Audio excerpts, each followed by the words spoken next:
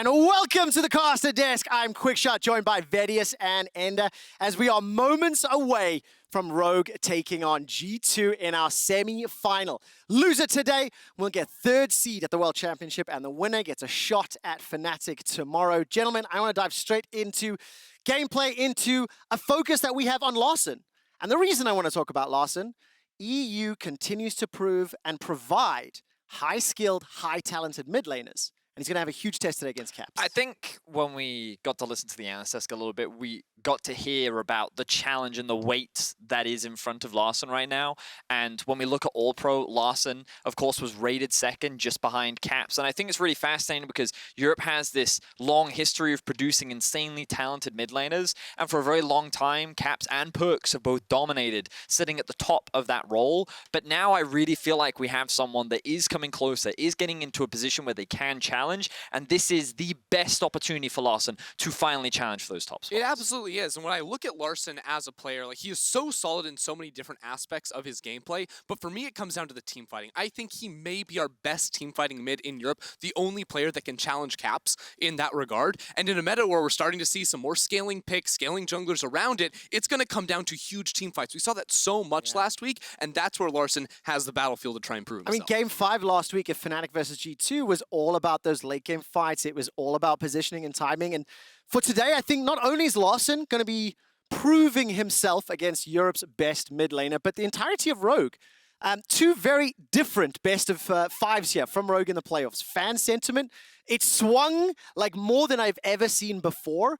But it is going to be very interesting to see how Rogue as a team will step up and measure against G2. Yeah, and we saw that Rogue adapted very quickly after that really upsetting loss early on in the playoffs. Like, they completely changed their style. At the first, we started seeing this Inspired that was playing all the set. He was playing for the early game, making a lot of mistakes against Selfmade's Evelynn. Well, then he picks up the Evelynn. Yeah. He goes towards these scaling picks, and that's something we haven't actually seen G2 really fully adopt just yet. I will also say that I think that Rogue showcased differences in some ways that were not only their draft, but also in some of the plays that they made. I think that what we saw was a willingness to be fight a lot more than in the past. And we've heard from VandeR saying that we have to be willing to play more like an LPL team. And I think that there were a couple of brief examples in their series versus Mad in situations where traditionally Rogue would look to trade on the other side of the map. They would look to make a cross-map play or maybe just, you know, back off. But this time they were willing to go for that fight. They were willing to take that gamble. And I think that internationally it's valuable, but against G2, you've got to be willing to go toe-to-toe with them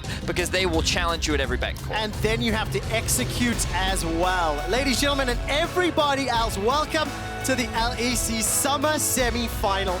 Game number 1 here. G2 had side selection and chose red. So Vedius, where do you think we're going to start? We've already mentioned some of those jungle picks. The Evelynn is one that I'm definitely going to keep my eyes on. Inspired last weekend, definitely had an inspiring performance. Well, I think it's very interesting that G2 would choose red, largely because right now the current consensus is that you get forced into banning so many things on red side that it's just favorable to choose blue. But G2 opting for this suggests that maybe the fact that they can get 2 power picks is something, along with the counter pick for either Caps or Wunder, is something that they're going to look to try and take advantage of. In the back of my mind, I'm also thinking if G2 are choosing red side, obviously blue side team gets to have all these target bans, right? Because you're not actually forced to ban picks like the Caitlyn or the Lucian that we see G taking away today. I feel like G2 are going to have a completely different strategy coming into today's games. Maybe they've used this last week to try and adapt because we saw the scaling jungle picks worked so well for so many of our playoff teams. It absolutely did. And when you take a look at the bans here, Caitlyn as well as Lucian. Larsen's Lucian last weekend was fantastic. Thresh removed from the pool as well. And currently a very quick lock in there for the Hecarim. It has worked for Inspired and Rogue, and they're going to try it again. Well, Kalista, Ashe, both up and available right now. Wouldn't be surprised to see the G2 lock in the Ashe. I'm surprised to see the Hecarim priority. G2 could respond with a Lilia if they wanted to, something that we've seen often picked into the Hecarim internationally. And I do know that in solo queue, Jankos has been spamming that champion as well. Yeah, and I think if we do see some scaling picks come out from Jankos, Rogue are going to be very happy because they very clearly, from their draft, said, we just want to make sure Larssen gets an easy lane phase in mid lane. Like, there's not going to be the set to Hex Flash gank. You're not going to have the Zoe or the LeBlanc to easily set up CC onto Larssen. So now Rogue are freed up to put Larssen in a position to scale up and carry. And Vedius, you talked about the Kalista and the Ashe. That's going to be a Kalista option here for G2 Esports. And see what they play in support role. So the Kalista surprises me a little bit because I find that Ashe is actually very good into the Kalista. You outrange her, your slows influence her passive. We know that Hansama is an active Ashe player. We saw him play her last week. Yeah. And I think that I'm surprised. It seems to be that Perkz is just very confident in his ability to play this champion and how G2 typically play around this champ as well. Yeah, I think a lot of it's going to come down to the support champion for Mikyx as well. With Thresh banned away, you obviously start looking towards a Nautilus, but with a Kalista, you need to be playing for bot lane aggression around the 2v2. Jankos needs to be looking for early dragons to scale up, go for an early dragon soul, which can be a very good strategy with a Kalista. And interestingly, this is the first ever Graves under a G2 banner for Jankos. The last time we played it was Summer 2017. 10 wins, 3 losses. And I love the Graves pick into Hecarim. Graves into other AP scaling junglers is not quite as good because with the True Grit passive he gets off of his E, he can build up so much armor. It's super effective against multiple physical damage dealers. So when you already see a Hecarim and an Ashe, you know, if Rogue follow tendencies, Finn's going to be on a tank, so it really just will be Larssen. That's going to be a pain for Jankos in these team fights. So I know we're both kind of looking at that Braum and we're both kind of thinking, how do we feel about it? Like, I'd love to get your insight here, Enda, because immediately I'm thinking Rogue is clearly expecting a Nautilus, and they're probably not going to ban it either, and they probably consider the Braum to be a good answer to it, not only to mitigate some of those engages, but also when you try to engage onto this duo, the amount of CC, slows, everything they have makes it very difficult to actually play through this bot lane. Exactly. It's a more defensive setup for Rogue. It will be hard for G2 to make plays happen, and I also think Braum's Unbreakable, his shield, is really, really effective against multiple ranged auto attackers. When you throw a Graves into the mix, as well as this Kalista, he's able to chuck that shield up and block so much damage. And because you have a Hecarim out of the jungle and an Ashe in ADC, all the engage options, like, that's been met for Rogue. They don't need VandeR on another hard engaged champion, so instead they're going to try to absorb some of the engage of G2's comp, which is already a little bit low range, and Braum really likes to play into that. Let's see how the comp plays out and how they're going to round it out on the G2 side. But what I love here, the Azir and the Syndra ban. We started talking about this game with a focus on Larssen. Playing into Orianna, he's going to have some options available to him. But I wonder if he's going to pick something aggressive, something that he can try to shut down, or something we've talked about before, and was the Akali. Yeah, the Akali. I'm so glad you brought that up, because that was a champion that Rogue were banning in all their games, I think, last week against the Mad Lions. Of course, Caps has the Orianna this time around, but would Larssen be willing to go for this type of a champion? I think that with the draft they already have, I would be less impressed to see an Akali come through with this one. I think you want to go for some sort of scaling route. A Corki could fit in here very nicely for Rogue and be right in Larssen's wheelhouse. Definitely could be. We'll have to wait and see as... Oh, we so badly want this to happen. Oh, yeah, Akali does get locked in. Okay, so last week when we saw Caps playing into Nemesis, well, whenever Akali gets locked in, often it's locked into the Orianna. Once you get level 6, you have a huge amount of kill pressure. Ooh, and locks are coming in very fast. But yes, I am a little surprised to see Larssen locking this one in, but I think it synergizes very well with the Hecarim in terms of dive. Hecarim goes in, creates a lot of chaos. You have the Ornn ultimate there as well, and then the Akali can ideally clean up, while the Ashe has the Braum to help provide peel. But G2 are responding with a bit of scaling of their own. Right now, they're kind of hovering over the Kayn. They're going to lock in the Kayle, which is a very common answer into the Ornn, and it looks like G2 are ready for it. Second ever Kayle for Wunder. The last time he played it was in week 2 of Summer this split when he beat Rogue.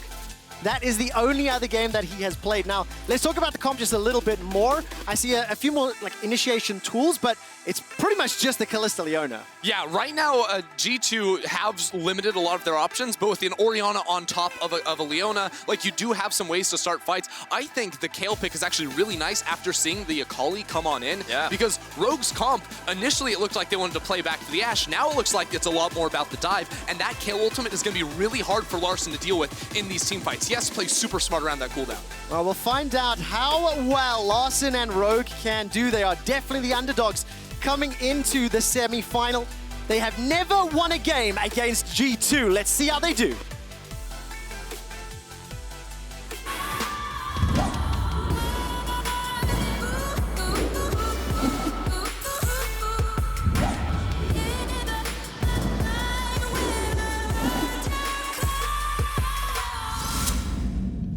Welcome to Summoner's Rift for the first of hopefully 5. I'd like to see a full series. The man on your screen is one who we've been talking about a lot, but let's start a little bit with yes? That one, mid lane. Go for it. Because I think that when we sort of talked about the the mid lane matchup. I think that what better way for Larssen to prove himself than by locking in the Akali against Caps of all people, knowing that this is one of his best champions. I'm really excited to see how Larssen stacks up. He's going to be very reliant on positioning, and as Ender highlighted earlier, I think it's a really great point. Playing around this Kayle is going to be extremely difficult, because you've got to remember that, like, when Ender and I play duo queue together, one of the big things he always talks to me about whenever we're playing with the Graves is it's helpful when they close the gap for me, right?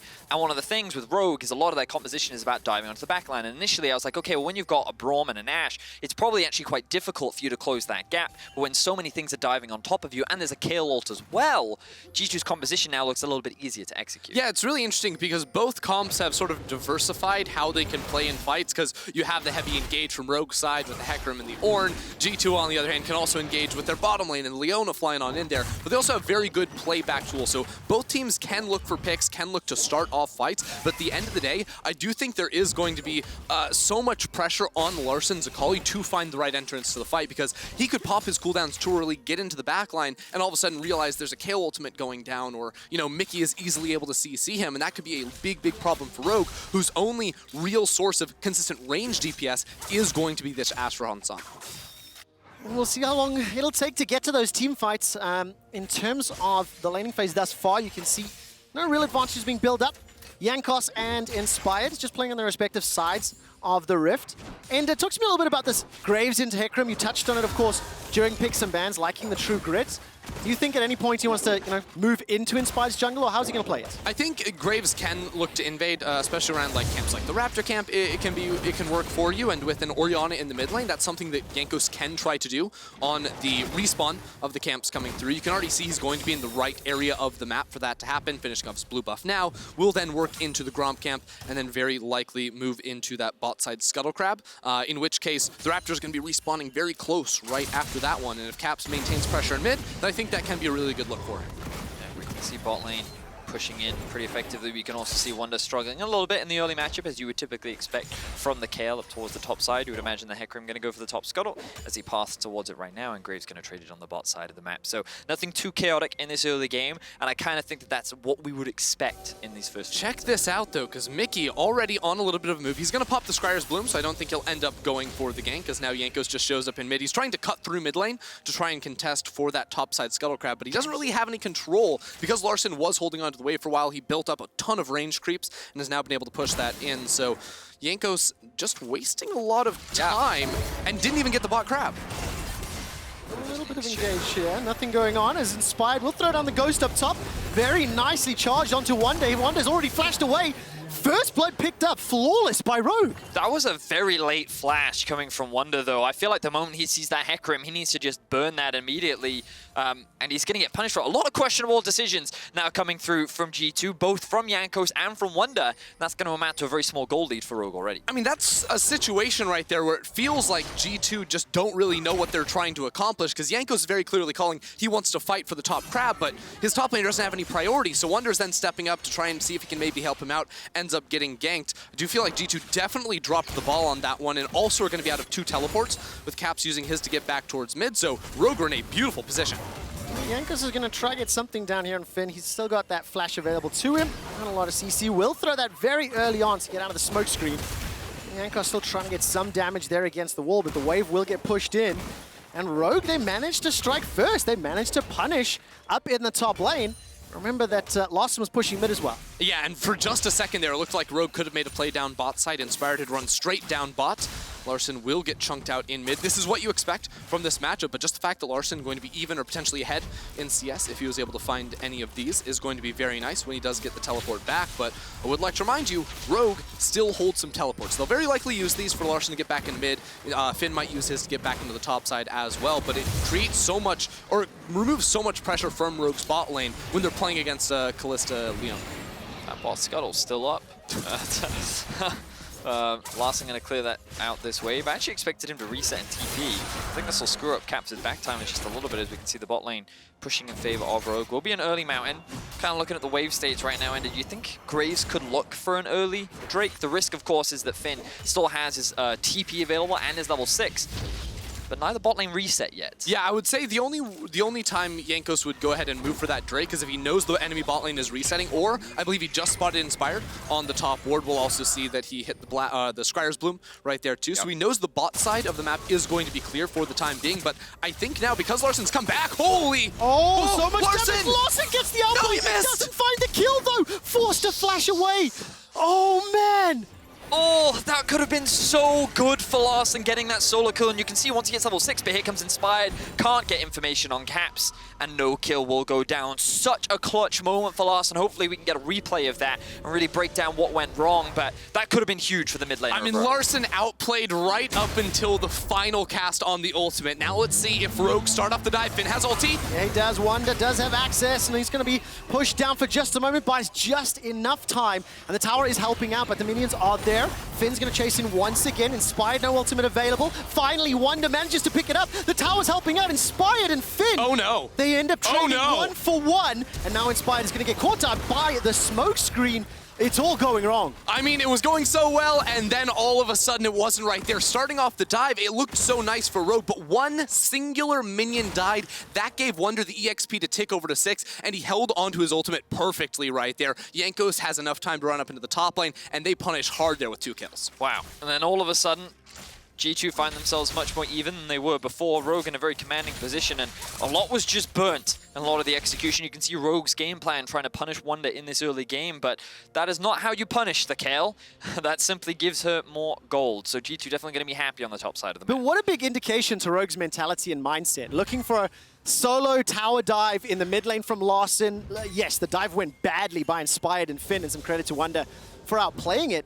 But Rogue are playing forward. They are playing to try to punish, and they're playing proactive. I mean, we talked a little bit about how this early game could have been a bit slow and could have just been a farming phase. And right now, Inspired and Larssen are once again looking for pressure in the mid lane. That's the ultimate going in. This time round, Larssen finds his man, turns attention to Jankos, and with the help of Inspired and the Rampage, will be able to find 2 quick kills. This is really clutch. The flash is gone from Cap, so Inspired comes in mid with the level 6, and they punish big time right there. And that's also going to be a hit Rift Herald spawning up immediately. We see the play topside. It's just that minion in the front. And then Rogue tried to disengage, because right they're like, okay, Wunder has ultimate. We can't really do much about this one. But then here's where it all goes wrong. Finn thinks he can burst out Wunder, but because Inspired wasn't underneath the tower with him, Kayle gets the ultimate off, and that results in 2 kills. And of course, Jankos shows up here and is able to land the smoke screen. We're going to get a cool cinematic. Oh, the Pingu going to secure it for Jankos. Oh my god, there's a little breakdance too. You love to see it. Styling on him. Nicely done there from Jankos. We'll get the kill back. Then, of course, the double kill did happen mid. And what I love about this play from Rogue was it was perfectly on time as well. Just as Larssen's ultimate comes off cooldown, they look to immediately make the play in mid lane with no flashes, as Ender was talking about on Caps and Jankos. It makes it very easy for Rogue to find a double kill. And it's exactly how Rogue are supposed to play, because on the other side, you know, Graves, jungle, doesn't really have a lot of options to look for ganks unless it's playing through bottom lane. Inspired, when he hits 6, he wants to make plays. When Akali hits 6, she wants to make plays. So the fact that there was no flash, now we're just going to wait for those cooldowns to come back up, and Rogue should be looking to do exactly the same thing. So now it becomes about vision control around mid, and whether or not G2 can see that play coming. It's defensive wards for Rogue right now. They're 1,000 gold up, 4 kills to 2, and we saw that Mountain Drake going down on your screen. The first few backs coming in, and Inspired, 3 kills, 1 death, 1 assist thus far. Definitely one of the leading charges, and one of the big players that swapped performances from round 1 to round 2 of playoffs, as you can see in the top lane. Finn is getting run down, but he will have the tower to fall back to. Yeah, and I think Inspired is definitely worth bringing up, because I think that ever since the carry jungle meta, he's been doing a great job, and he's looking to do it again. Take a look at this. Call the Forge God comes out. Onslaught of Shadows as well. Wunder does have Divine Judgment, and he will catch Finn underneath the tower, but will get taken out himself. And Inspired finds his 4th kill. Ends up being a trade of 1 for 1, but that kill's going to go on to Inspired once again. This carry jungler is racking things up, and he's going to be more and more valuable as the game goes on, but now Larssen's looking for more. Meanwhile, G2 looking for dive, but Larssen is on the prowl. I think Rogue might want to fight this one. There's no teleport from G2. Oh, the ultimate comes out from Perkz, and that will allow Mikyx to escape without blowing a summoner spell. But Larssen was there to respond to any potential dive. You know, forget Finn getting set behind with those ganks, Larssen getting the kills in mid. Inspired has 4 kills. He has a Trinity Force completed at 10 minutes into the game. I cannot, like, that is huge right there. So yes, Wunder is going to outplay this, and I think he does play it very, very nicely after seeing that Inspired is certainly going to cut him off at the pass and be able to finish him off. But man, Inspired getting super fed off these early plays. It certainly is, and you know, this gank wasn't really a complicated one. Finn had ultimate, the wave was pushing in. Jankos wasn't topside and he tried to make the cross-map play happen bot, but the fact that Wunder was able to get a kill back, props to him. I think that he's doing his best considering he's not getting a huge amount of resources in this game. And I think the only thing Rogue have to be careful of now is the fact that Wunder is getting these kills, is level 9 on the Kayle, will be a huge late game threat that they have to be cautious of. And it looks like Inspired's looking for another gank. Man, Inspired is just on a mission today. No flash available for Wunder. Teleport is going to come out. Inspired immediately starts to back away. Finn is trying to get Wunder, and he will not be able to do it. The command, Protect, will keep him alive. And now Inspired is surrounded in a little bit of trouble.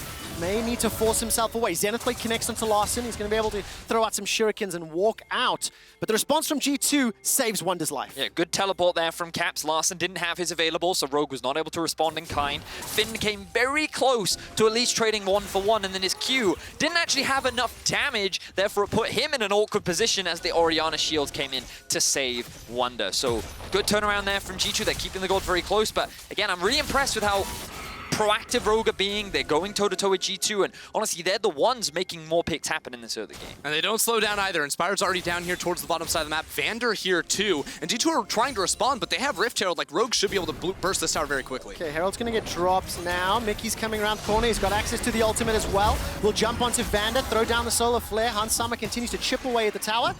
And Shelly will get the boop, and they start to back away. I was waiting for a team fight. It never actually came, but I do just want to quickly shine one spotlight onto Inspired. He's the guy that is leading the charge in this game in terms of his performance against Mad Lions last weekend, and also one of these up-and-coming new players that are challenging the established, like, veterans. Yeah, I mean, we've known Inspired has been such a good player for so long. We knew he could play the early game aggressive style, like the Olafs. He's played so much set this year. But last week, after Rogue lost, he just said, give me everything and I will carry you guys. I will take you to the final weekend. It was picks like the Hecarim, like the Evelynn. And once again, he is showing up. He is saying he's the player that's trying to push G2 down. And Rogue have an early advantage because of him. Yep, 4-1-1 right now. He is set up for success. Larssen is set up for success. And I think that when we look at Rogue last week, the changes that they made very much came from mid and jungle. You know, bot lane still relatively neutral. Arrow does land. It does. That's definitely not the angle you want to be flashing if you're Perkz. He's going to continue to get away. Uses summon a heal underneath the tower. Hans Summer,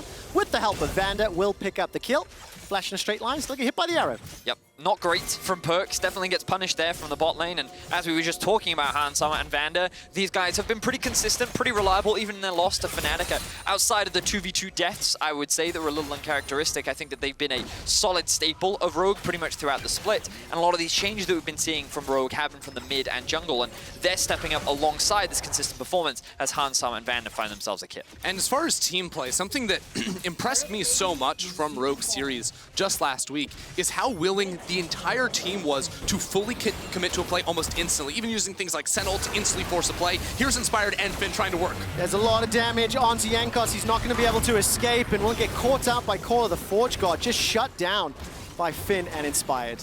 I mean, Jankos in there, he thinks his Kayle is powerful, but Rogue are just too strong at this point into the game. I would love to see G2 continue to try and play around the Drakes, try to funnel their way towards 4 very quickly, but Inspired is able to find yet another kill. Larssen immediately forced to throw down that Shroud because it looked like Mikyx was fancying a shot. But I do need to see how Rogue play the mid-game.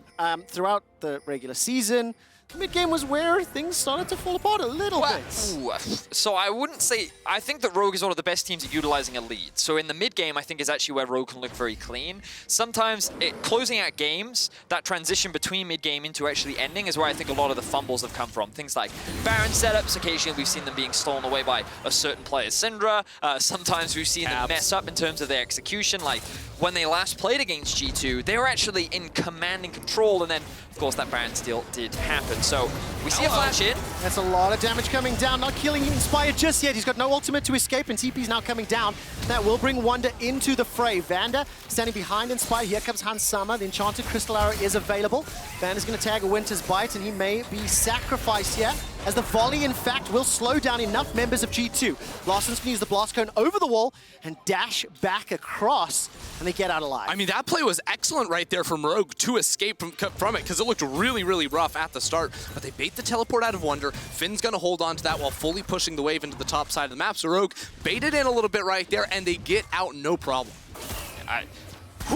Arrow just land onto Wunder. Yeah, too far away, though. The intended target, I'm sure. Yeah, not the target they were looking for. But that Dragon was picked up, so it's 1-1. Rogue 3,000 gold lead. And, you know, in terms of like closing the game out, thank you for the clarification, Vedius, that was actually something VandeR talked a lot about in the interview that Ender referenced earlier today, saying that Rogue are aware of the issues they've had when it comes to transitioning a lead to a win. And this inspiration from playing more proactively, playing more aggressively, we need to see how it's going to impact that portion of the game and actually finding the next. And the thing that I think Rogue are excellent at is fighting over objectives. So when objectives keep spawning, they're going to look good. That's why they immediately move over to the Rift Herald. G2 aren't going to be able to do anything about that. And you know, they've only taken one outer tower, so this is going to be able to knock down the next one with so many people pressured around top side of the map. And Finn's ultimate ready to go. We might see a play breakout soon. Feels like it, holding on to that core of the Forge God for now. Dash away from Finn against the wall, exactly where Jankos wants him to be. He's forced to flash out. Collateral damage will not find a kill, and it looks like Rogue, they're forced away. They were fishing, but didn't find the opportunity. So a bit of a misstep there from Finn. His scoreline not looking the best right now, admittedly, but I don't think that's, well, you could say the tower dive was a little bit his fault, but I think that Wunder's done a really good job of punishing Finn, and here we do see him overstep just a little bit, with which G2 is able to capitalize. So Rogue can't use that Rift Herald in the top lane. They can't funnel more gold into Hansar, but that's not the end of the world. I think they can also save it for the mid lane, because Caps on this Orianna is going to provide very valuable wave clear, which is going to make life harder for Rogue to siege past these tier 1s. I do find the way that G2 are playing a bit curious, but we'll have to watch as Jankos is setting up a gank around mid. But look how Finn is moving behind Akali. This is something Rogue are very good at, is not actually splitting into all three lanes. When a wave is pushed out away from them, Finn will go and back up Larssen. That's something we saw from them last week when Larssen wants to push out side waves, and we'll see this much later in the game, like 10 plus minutes when Larssen is trying to farm sides. Like, Finn or Inspired will try to protect him, and I really like how they're playing that one for the time being, because they feel like there could be a dive coming in the bot side. That's why no one's going down here. That's why the Herald is going top side. Rogue are playing a mid-top split. Be able to get this tower with the second Rift Herald. Was picked up, they got the first one as well. They've got themselves a significant lead. Nearly 4,000 gold right now. Ooh. Although Hansama may be in a little bit of trouble here. Multiple members of G2 making their way forward. They've jumped onto VandeR instead, and he will get instantly deleted by Jankos. I really like this play from G2, but this is not what I really feel like we're used to seeing. Usually when G2 fall behind a little bit in the early game, they're all about trading on the opposite side of the map, and that's why I think Rogue focused so many efforts into the top lane as opposed to sending one person down bot side to farm, because they were expecting a dive to happen in bot side, so 3 people being in the top lane bush was completely unexpected for Rogue, and frankly, to see from G2. I think that G2 have been pretty poor so far in game 1. We've seen a lot of individual misplays. We've also seen a lot of questionable decision-making, from early jungle pathing to execution on certain plays. And right now, we're kind of looking at G2 in the team fights moving forward now, because we've talked a lot about Rogue so far this game, how they've looked very convincing, very dominating. Rogue have a healthy gold advantage right now, and that's very valuable for their composition. And you're kind of looking at G2's comp and thinking, okay, Wunder on the Kayle, level 16 power spike, the classic. Caps on the Orianna, gonna still be scaling up. Outside of Finn, Rogue composition relatively squishy, but of course the Braum is going to make this Kalista's life a little harder. So I actually think the fact that Perkz is so far behind right now is going to make G2's team fighting much weaker in the later game, and a lot more responsibility is going to fall on Caps and Wunder's shoulders. Yeah, and especially as Rogue start to, you know, reach some pretty critical breakpoints. Hansama just got his Runon's Hurricane. I think that Inspired should be able to go back to base very soon and finish off a Death's Dance. It's going to make it hard for G2 to fight around an upcoming Infernal Drake. Rogue already have full pressure around that area of the map, and with Perkz farming that top wave, I don't think G2 are going to try to contest, but this is going to put Rogue into a much closer position towards the Dragon Soul, and with a composition that is so strong in the 5 versus 5, and with Hecarim only continuing to become more and more of a threat, G2 are going to have to find some way to gain control back over the map, I feel like. Otherwise, they're going to start losing jungle camps, and once Graves starts losing jungle camps, the game feels doomed. Ooh, look at this, a Rylai's coming out second from the Liandry's, something we don't often see. Typically, it is the Liandry's, but Larssen wanting to add a little bit more utility into his kit, a little bit more sticking power, something I definitely don't often see. Yeah, the Gunblade wasn't enough for him, clearly. Yeah. The Gunblade to get close, and then the Rylai's to make sure you never get away. He is versus a lot of ranged champions, so I can see some merit in that purchase coming through. Will reduce his DPS, but then once he gets Rylai's next, you know, the synergy there, you build up the stacks of mana super, super quickly with the... I mean, Rylai's plus the Andrews, right? Rylai's plus the Andrews, exactly. Well, the trade did happen there, by the way. Dragon was picked up by Rogue. Tower secured by G2. Wunder's very close to this Nash's Tooth. And the one thing that I loved in terms of the draft explanation, Ender, you talked about how G2's comp can both fall back and go forward with the tools on their side. So we need to see how well they can execute these team fights in a gold deficit. Frankly, they've kind of been bullied or pushed around a little bit by Rogue throughout the course of this early game. And Rogue are now starting to push into the jungle. They've cleared out a bunch of wards on G2's side of the map. They've got themselves 2 outer towers, and they just need to try unseat Caps in that middle lane to unlock more of the jungle. But for the time being, he's very comfortable and content there, and it's just a 2,000 gold lead at 20 minutes. Yeah, I think Rogue are playing very clean for the most part. I think there's very little to criticize of them. I think the only point you can really attack is Finn, but even then, like, he's always going to be valuable on this Ornn. He's kind of like what I consider a Malphite type top laner. As long as you've got your ultimate, you're always going to contribute something to your team. And so, like, yeah, I think Rogue are going to keep pushing up these waves. They're going to look to gain a little bit more vision control. We can see on the minimap right now that G2 have actually done a pretty good job of getting deep vision, but Rogue going to try and contest that, challenge that. So they're moving to the top side and they're looking for a pick. Right, first target's going to be Perkz. He's still got flash available to him. Divine Judgment comes on by some time, caught out by the Fisher. Now all of a sudden, Mikyx gets called back by the Fate's Call. Larssen will use perfect execution out, and Finn is now caught amongst multiple members of G2. The rest of the squad are making their way up. Finn continues to get those spears put in his backside. Rend is going to be available in just a moment as Larssen is going to jump too far, will not find the kill into Mikyx, and he gets taken down instead. And now VandeR is going to be the next target. Hansama going to look to get run down here by Jankos, and that's the flash forward. Collateral damage is available for Jankos, but he holds on to it. And instead, the chase continues in the top lane. Rogue bits more than they could chew, and the response from G2 is 2 quick kills. And the chase down from so many range champions like Rogue, once they realize they messed up, they're going to lose the fight. They will get run down and killed. And now G2, they have a lot of damage, but I don't think they're going to risk it for the Baron. We'll see this play again because, right, Rogue realize Mikyx's in this brush, but they're going to go for Perkz every time because of the power of the Kalista ultimate. But there's a Kayle there all of a sudden, so none of their damage is going to stick. And Inspired gets chunked out early. And once Inspired gets taken down low, they cannot recommit to the fight because he's gone and Hansama is stuck over this wall. G2 had all the information. If you look at the minimap and how many wards they have available to them, you guys said that is going to be key for how well G2 can respond. I think we also got to see an example of how G2's comp can work when the enemy is just coming into them. So many kiting tools exist without the Ashe relevant in the fight because the Kalista can just use the minions, keep bouncing back, keep at arm's length from the Akali. We then have the stopwatch coming from Mikyx, and then the moment the stopwatch pops, oh hey look, Kalista ultimate in there as well. Then the Kayle finally joins, the Kayle ultimate on top, and like they have so many stall tools that this Kalista, who can often struggle against these champions, could then just start to run them down and actually turn this fight back in G2's favor. And I want to thank the observers for a second because they highlighted the gold, and we saw Hansama not in the fight. He has over 1k gold lead over his counterpart in Perkz, so that was actually a really big loss not to have him there in the fight. And now G2 with some confidence regained here, going to be able to walk in and steal away this red buff at the same time that Wunder's pushing down that bot lane wave. They're not concerned about Rogue starting up the Baron, so G2 attack the map to get some control. Here's an arrow. Yeah, crucially, that's landed onto Caps. He's already dead, simply cannot get away. The Divine Judgment is not going to be available there as now here comes Wunder. He's arrived to the fight, but just after his teammate is dead. Mikyx cannot get through the Rogue front line, and there's the kick backwards. Mikyx is now down. Call the Forge Guard, gets a knock up onto Perkz and Jankos. The flash forward from Hansama, the dash forward rather. He gets another. Finn gets on the board, and now Wunder's caught underneath the tower. The ultimate doesn't matter. Hansama gets away.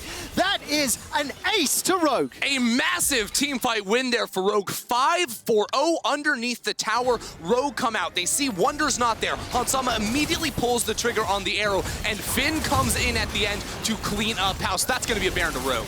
Execution was flawless from Rogue. Caps, he had his flash up but chose not to use it.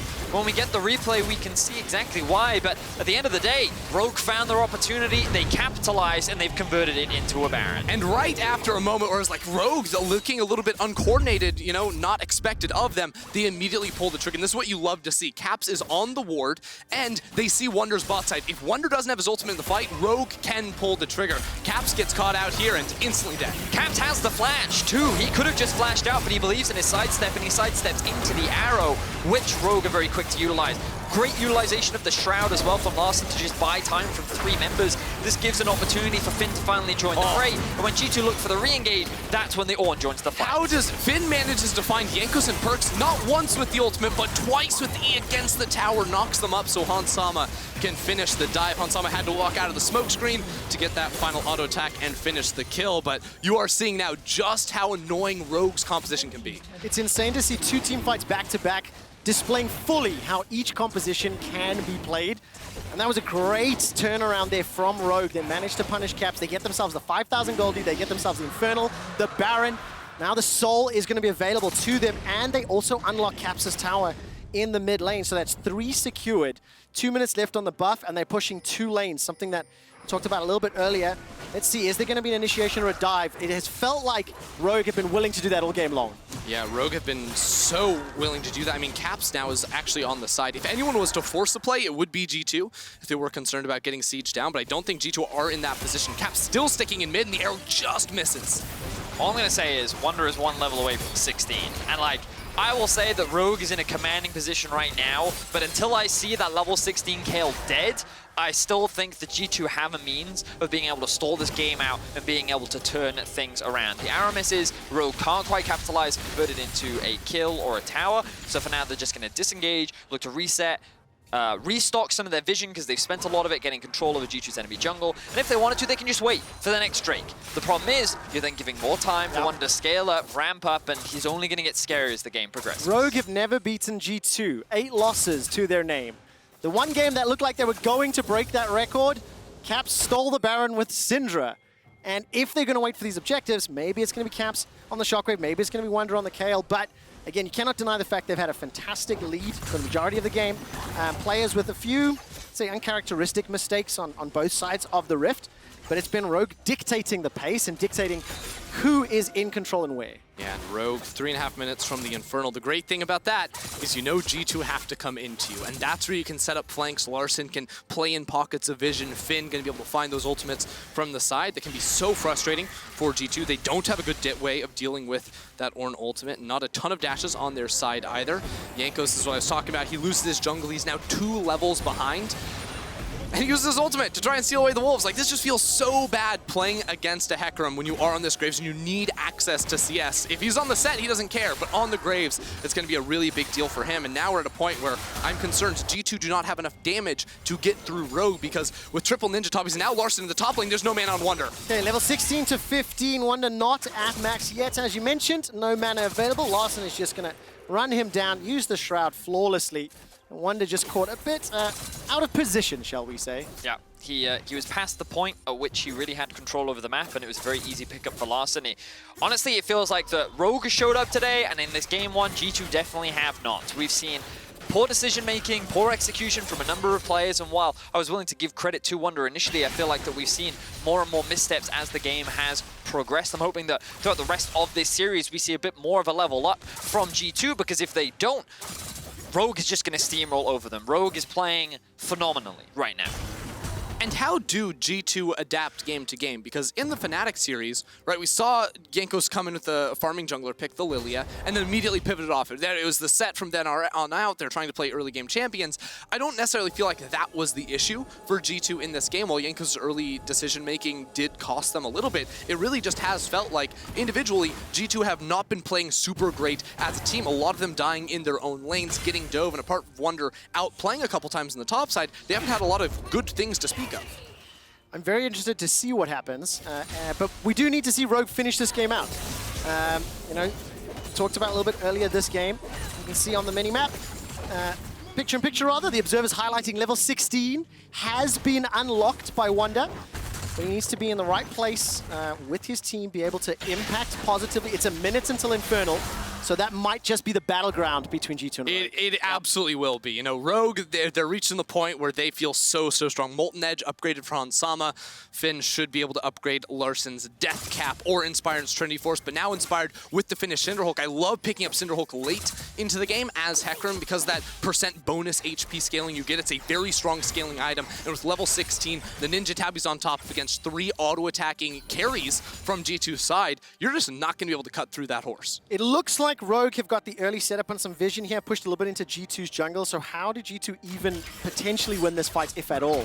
Usually what you're going to see from G2 in this position is on the next wave, before the Infernal spawns, you have to commit 5 people to mid and push out that wave. That's why we see the early teleport, because you can't really enter the river through your jungle. You have to push through mid, and that's how you enter. Make sure that Rogue have one person picking up minions underneath the mid lane tower, and then you're free to take control over the area around the dragon. It feels like Rogue want to start the fight though, but that's the flash engage from Mikyx. Solar Flare comes down, Glacial Fissure catches 4 members of G2. They're already starting to run away. They do peel back. Reminder though, their comp works in retreat. I really think the Locket coming out from VandeR was extremely clutch right there. They did get all of the summoners out from Hansama, but with a big wombo combo coming through from Caps, Jankos, and Mikyx, they still weren't able to kill, and now Rogue can look to recontest. Watch Inspired and Larssen. They're the backline divers. They're underneath the fight. Right now, Rogue are trying to pincer off G2, but G2, they want to turn this onto Inspired. Bait call thrown there onto Inspired. He's going to use his devastating shots to try to get away. Larssen. Look at Larssen waiting in the wings. Caps gets tagged just by a volley there as VandeR steps forward. Larssen's going to jump onto Mikyx, throws down the Shroud, trying to get some damage on the Perkz. Can't blow him up just yet. Call the Forge God is fantastic. Wunder's blown up before Divine Judgment can even get cast. And now 3 members of G2 are running for their lives. Caps flashes over the wall. Jankos follows suit. G2 get the Dragon, but they lose 2. And now Rogue are able to move this into the Baron buff. Forget the Dragon. If they get the Baron, they can look for the siege. Jankos is still alive and has his smite, but Rogue with 5 members alive can zone him from the pit. And originally we were talking about how this was an opportunity for Larssen to prove himself, but the entire Rogue team is proving it as Larssen looks to get that kill onto Caps. Oh, he's really trying so hard. Won't be able to find the shurikens though, and forced to fall back, but that's enough threat to push both Jankos and Caps out of the pit. Second Baron secured to Rogue. The first pick, Hecarim, 614, has been phenomenal this game, but so have all of Rogue, especially in their team fight. Yeah, I mean, right at the start, G2 are the ones that start off the fight. They see a huge play here. I mean, the shockwave on top of Mikyx is big, but the 4-man, 5-man knockup from Braum on VandeR delays so much, no further damage can come through, and that allows Rogue to be able to reset the fight, and then it's the Inspired Larssen show. And look, this great ward that's just sitting behind means that Larssen has so much safety and control in this situation, knowing that he can come to the flank. G2 have to be aware of 2 angles of attack, and Jankos doing what he can to try and deal with Larssen, but then he comes in. And look at how much time he's going to buy with the Shroud, with the Akali. Wunder then is in a really awkward spot as he just gets shut down by Summer and VandeR, who immediately proc the Braum passive. He was not expecting to get stunned that quickly, and the bot lane duo are able to take him out, and with him gone, it just becomes a matter of Rogue chasing down. So I have to reiterate what Ender said. It is like a whole team fighting effort from everyone doing exactly what they need to do, being able to shut down G2. And if you thought Larssen was just a mage player, a Corki, and a Azir player, you are so wrong. The man's pulled out the Kiana in the past. As Akali is looking clean here today again, and showing that Rogue can team fight in multiple different styles. It's not just a clean front to back. Larssen can also be huge. Ooh, a little bit of damage coming down into VandeR, but that wall is doing so much work. Here comes Finn from behind. Core, the Forge God's got very long range, and all of a sudden G2, they're locked inside their jungle. They started the fight, but Rogue are ending it. What a fantastic performance so far. This Summer with the double kill. There's another for Larssen. The shockwave comes up from Caps, but it simply doesn't matter. Larssen cannot dive under the tower. They're into Wunder and Caps, but they find themselves 3 more kills. And Rogue are making a statement today, punishing G2, who definitely are not living up to expectations. No, they certainly are not, and this was G2 looking for one last opportunity. Maybe they can catch Rogue unawares, catch them in their rotations, but they didn't have the damage, they couldn't find the picks, and now Rogue with the Baron buff are looking to finally break into the base of G2. Yeah, they've got 2 waves working for them right now, Inspired and VandeR getting back onto the map, and there's still a lot of time before Wunder and Caps are going to find reinforcements. This inner tower, this inhibitor tower, is going to fall down with the base open. Rogue fully in control. And for the first time in the organization's history, they're looking to get their first win against G2. They've come so close so many times, and they have not been able to close things out at the very end. Now they are so very close. They're going to look to reset one more time. They're going to wait for the Infernal Drake, and G2 still have one last chance, but this has been the Rogue show from start to finish. And it doesn't feel like right now this G2 would be able to come back from this point. I mean, you see this little engage here onto VandeR and Inspired, and it just goes way wrong. Yep, yeah, right in this corner here. I mean, the fear is massive. Perkz gets slammed over the wall, stunned up so that Larssen can come in from the top side of this. But the way Rogue are approaching the fight from so many different flanks, with Larssen on the top, Finn on the bottom, Finn continually finding these really big Ornn ultimates that create so much chaos for G2. We are seeing how G2 struggle. They have so many damage dealers, but where is the front line? The theory is Kayle gives you the survivability. Graves can be a quasi frontliner with the death stance. Even Kalista with her sustain items can do the same, but it does not match up to an Ornn and a level 18 Hecarim who has 6 kills. I mean, Inspired has just stolen the show right now, but he's led the way for the entirety of Rogue. And the thing that I love about the team fights and the way they've set up their flanks and their engages, you can see the level of communication, the level of coordination within the team. Larssen was setting up there just north of G2 and is now considering hopping onto Mikyx. 30 seconds till the Infernal, and this will be the last fight, it feels like, with The base open for G2. If G2 do not get this right, then Rogue can look to finish. Larssen on the flank once again. Keep your eyes on the stealthy ninja. He's looking to execute the carries of G2. Mikyx goes in. Manages to find Hansama, who's flash and heal available. Holding on to it for now. Fate's Call comes out. There goes Larssen on the back. Inspired manages to get the fear down and send Perkz packing. He's down. That's another kill there onto Mikyx. Now they turn attention onto Wunder. The Divine Judgment simply does not help when the team gets split up and gets flanked. Rogue find another 4 kills, and now Larsen's going to look for Jankos. Will he get the kill? Yes, he does! It's an ace before they push into the base. Rogue's team fighting is a beautiful thing to behold. Absolutely in control. Their approach has been entirely on point, and it is Rogue going to take down G2. Get to say something that we've never said since Rogue has been around. For the first time in the organization's history, they take down G2 Esports, pick up the first win in the best of 5, and are one step closer to facing Fnatic tomorrow. Very clean execution once again from Rogue. They're continuing their performance that they demonstrated against Mad Lions, and G2 a lot of question marks. Execution, decision making. It is not the G2 that we expected that showed up against Fnatic last week.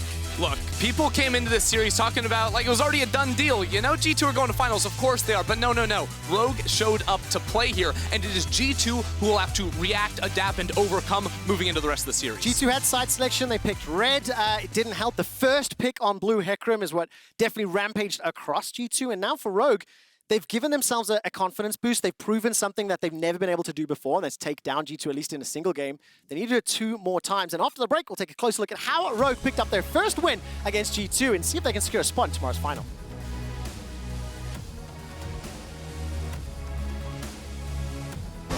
Whenever we find our mojo in this team, we're a really good team.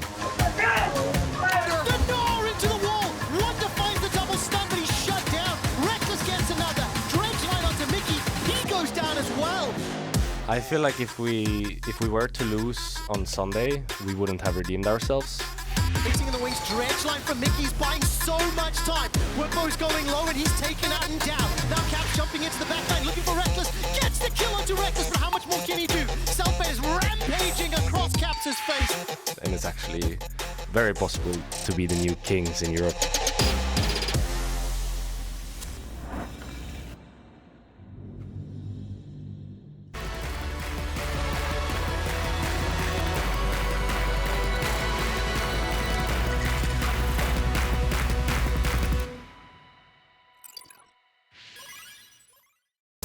Dance with me, with the LEC. Come on, dance with me, do that Pepe D. Come on, dance with me, with the LEC. Come on, dance with me, let yourself be free. Come on, dance with me, with the LEC. Come on, dance with me, do that Pepe D.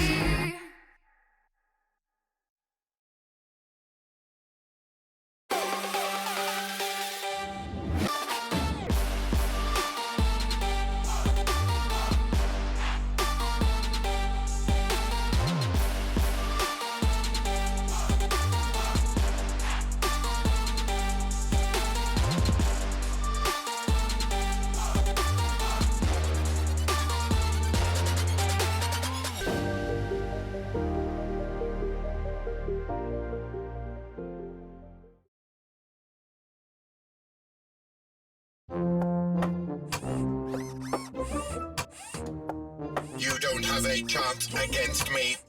I can calculate 90 trillion moves in advance. Not fair. Not fair. Red Bull gives you wings.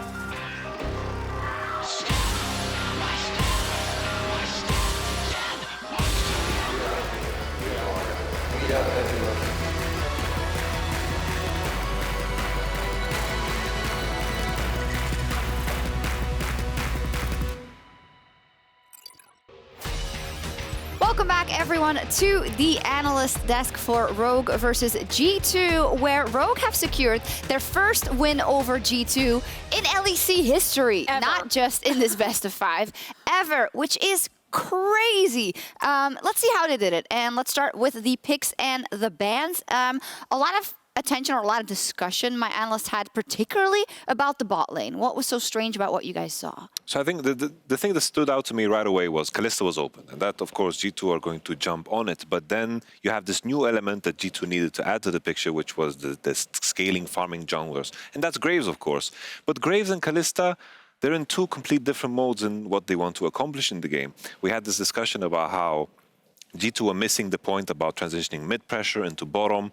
With Graves Orianna, you don't really associate that with like dominating the map. It's more about just controlling the position of the mid lane and just farming it out, while Kalista wants to force dives, because if she can't, the Ashe is going to just run away with the game. She's going to be able to volley and, of course, control the Kalista. And I think this is a big, big mismatch. Kalista and Graves don't belong on the same team. If you go for the Kalista, you need to go for the set. You need to do the classic G2. You need to pressure the game from minute 1, because you're going to fall off and get outscaled, because Ashe is just too strong with her utility. Yeah, you need to be able to dive. I think it's what it comes down to, and empower the Kalista. And I find it really interesting. You and I were having this conversation when we saw the Hecarim priority, and we were like, okay, either he'll go the Kalista because they have that much confidence that they can win the 2v2, or he'll pick the Ashe because Ashe is also just a great matchup into Kalista, even in the 1v1. And I bet that this is going to be the transition that G2 will make. I don't think they make this drafting mistake again. If they do, I'm going to just call it as I see it. I think that's a terrible call. The other question that I had was the Braum for Larssen.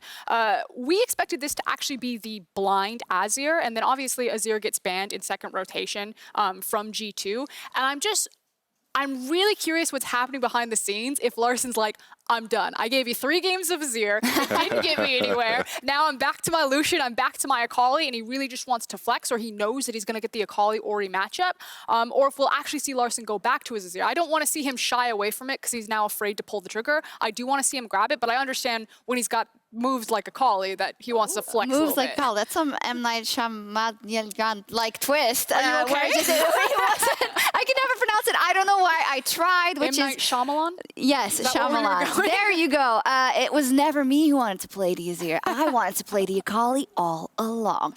Anyway, with this draft, of course, you said it already, different tempo decisions, it seems like, within the team that G2 drafted for them. And on Rogue, we said we want to see some early action for them, and that's what we got. Yeah, and I think you said it best. You were like, well, this game's over as soon as Hecarim got first blood and then came back with the Sheen. And you were already talking about how Kalista and Graves have such different ways that they want to play the game because they have very different breakpoints and they don't set up for each other well.